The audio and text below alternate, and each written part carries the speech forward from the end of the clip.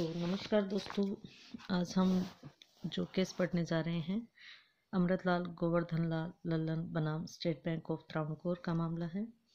तो यह प्रकरण भारतीय संविदा अधिनियम 1872 की धारा 133, 135 एवं 140 और 141 से संबंधित है। इसमें न्यायालय के समक्ष मुख्य विचारणीय बिंदु यह था कि किन परिस्थितियों में कोई प्रतिभू अपने दायित्व से उन्मोचित हो जाता है। प्रतिभू का मतलब श्योरिटी और उन्मोचित होना यानी डिस्चार्ज हो जाता है। इस प्रकरण में प्रत्यर्थी संख्या 3 से 6 तक प्रत्यर्थी संख्या 2 के नाम से कारोबार करने वाली एक फर्म के सदस्य थे। इनके द्वारा त्रावणकोर फॉरवर्ड बैंक लिमिटेड के साथ करार किया गया, जो बैंक से ऋण सुविधा प्राप्त करने के लिए था। अपीलार्थी द्वारा इस समव्यवहार के लिए प्रतिभूति दी गई थी। बैंक के पास प्रतिभूति स्वरूप कुछ संपत्ति गिरवी रखी गई थी और यह तय हुआ था कि ऋण की राशि का संदाय नहीं किए जाने पर गिरवी संपत्ति का विक्रय कर दिया जाएगा। ऋणियों द्वारा समय पर ऋण का संदाय नहीं किए जाने के पर उनके विरुद्ध न्यायालय में ऋण वसूली का एक वाद दायर किया गया। ऋणियों द्वारा तो वाद का विरोध नहीं किया गया, लेकिन अपीलार्थी प्रतिभू द्वारा इसका विरोध किया गया।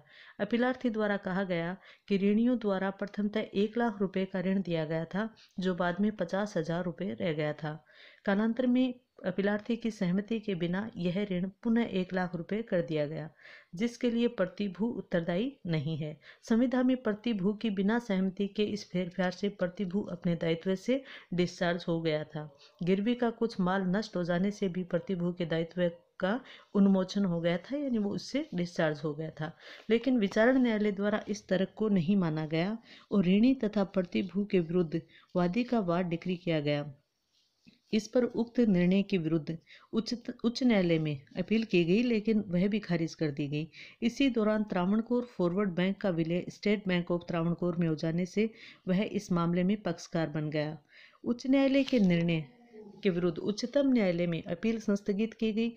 उच्चतम न्यायालय के समक्ष अपीलार्थी का मुख्य तर्क यह था कि प्रतिभू की सहमति के बिना संविधा के शर्तों में फेरफार किए जाने से प्रतिभू अपने दायित्व से उन्मोचित हो गया था। संविधा अधिनियम की धारा 133 में यह प्रावधान किया गया है कि संविधा के निबंधनों में प्रतिभू की सहमति के बिना फेरफार किए जाने पर प्रतिभू अपने दायित्व से डिस्चार्ज हो जाता है।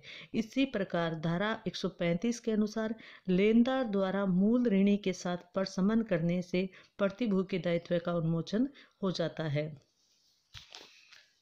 लेकिन न्यायालय द्वारा इन तर्कों को नहीं माना गया और ये कहा गया कि इस मामले में ऋण राशि की प्रतिभू का माल कम हो जाने पर ऋणी से उसकी पूर्ति किए जाने की मांग करना संविधा में फेरफार नहीं है। साथ ही न्यायालय द्वारा यह भी कहा गया कि बैंक की लापरवाही से गिरवी का माल कम हो जाने या नष्ट हो जाने पर संविधा अधिनियम की धारा 141 के अंतर्गत प्रतिभू उस सीमा तक अपने दायित्व से उन्मोचित हो जाता है। इस प्रकार उच्चतम न्यायालय द्वारा अपीलार्थी की अपील को आंशिक तौर पर स्वीकार किया गया। विधि के सिद्धांत इस प्रकार से बने। नंबर 1, प्रतिभू की सहमति के बिना मूल ऋणी तथा लेनदार द्वारा संविधा की शर्तों में फेरफार कर दिए जाने से प्रतिभू के दायित्व का उन्मोचन हो जाता है। 2 नंबर, यदि ऋणदाता की लापरवाही से प्रतिभूति का माल या उसका कोई भाग नष्ट हो जाता है या खो जाता है तो उस सीमा तक प्रतिभू के दायित्व का उन्मोचन हो जाता है। नंबर 3, ऋणदाता को ऋणी द्वारा दी गई प्रतिभूति का लाभ प्रतिभू पाने का हकदार होता है। तो इस तरह से ये मामला कोर्ट में गया और ये अभिलेख के रूप में आज भी लिखित है। आने वाले निर्णय इसी के आधार पर होते रहेंगे। धन्यवाद।